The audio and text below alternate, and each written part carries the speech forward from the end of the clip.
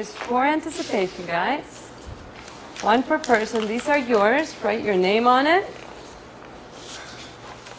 Before using an anticipation guide to scaffold students into making predictions about some of the important concepts in the reading, the teacher takes a few minutes to explain the value of predicting before reading in order to set purposes for reading.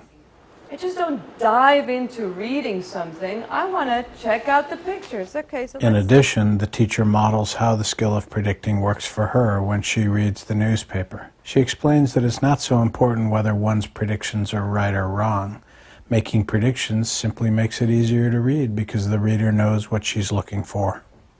And I'm going to predict. Okay, so everybody take a couple of minutes to look down at the 8 statements here and just check. Yes, I agree. No, I do not agree.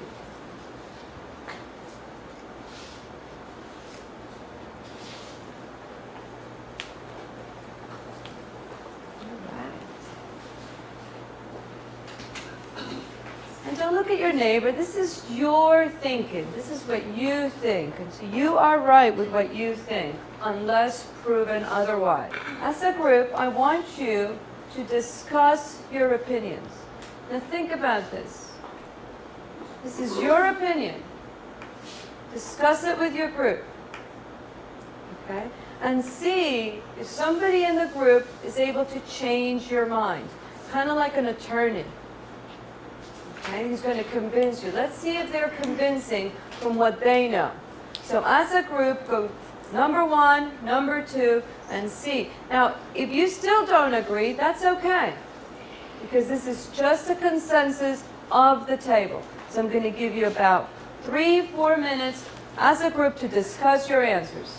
Yes, it's true. No, it's not. This teacher uses the cooperative learning model of having students bring written commitment to the discussion group. Notice the intensity of the discussions the students have even before they go into the reading. Like back here. Yeah, I checked that too. And plus bald people. People who don't have hair on top. Obviously, it's thicker than that. That's true. And all the haircuts. The teacher facilitates the pre-reading discussions by moving around the room, eavesdropping, and occasionally stimulating a group to share their thinking. Very good. We don't have number 1 choice. Oh, so, and why do you think number 1 is true? Because every time you do something to it, it changes the structure. And if you damage it, you can't do certain things to it. And let's open up to page 550.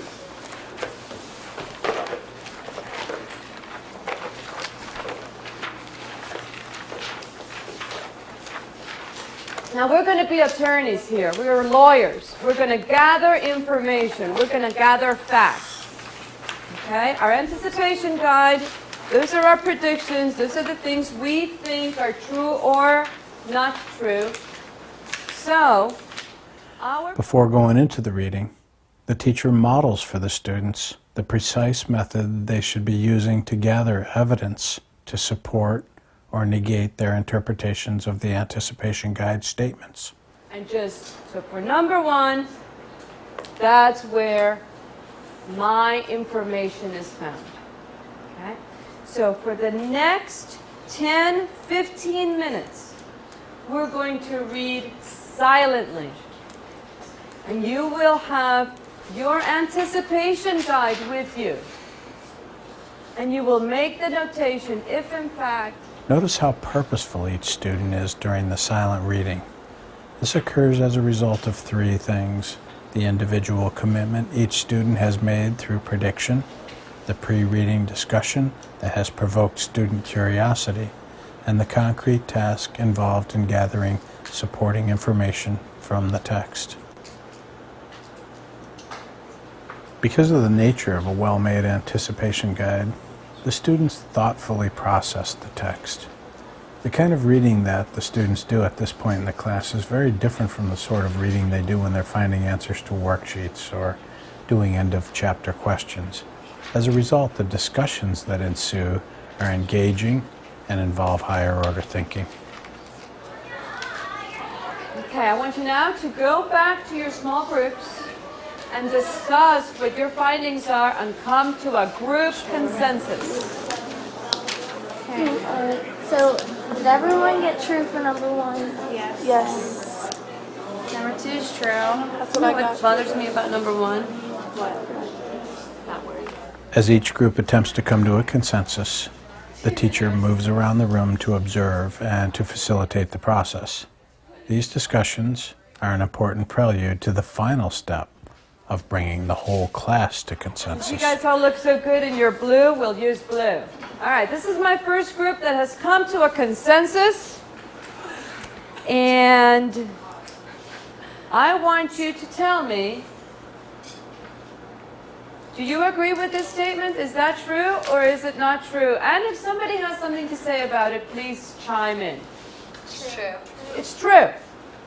Whatever you do to hair will affect the structure of the hair, and the structure of the hair will determine how you provide a service to it. No. Oh, What do you mean? speak up. I like a good argument. Go on. Our group says yes, and you said no. Tell me why. You're not chemically doing anything to affect it. Didn't say chemically. Yeah, like whatever you do, like if you blow dry your hair and you're opening. In attempting to achieve classroom consensus, the students are analyzing the text, synthesizing with their own prior knowledge, thinking about how what they have read will apply in the real world, and evaluating each other's interpretations of the reading. Sit there and like hold the hair dryer like this with your head up. So you're saying that will? Okay, where did we find the answer to this in our book? Doesn't say whatever in the book, but What does it say? it just says. It's important that the teacher provoke the students into citing the text and explaining their own interpretation of the text. I agree You agree? with Jamie, yeah, because there's 3 layers to the structure of your hair, which is the cuticle and the cortex and the medulla. And whenever you dye your hair, it goes into the medulla. Whenever you blow dry it, it affects the cuticle. So whatever you do affects some portion of that hair. Why? Because the book says right here it's been a layer. Very good. The book is now our guide. Okay. And what paragraph is it on?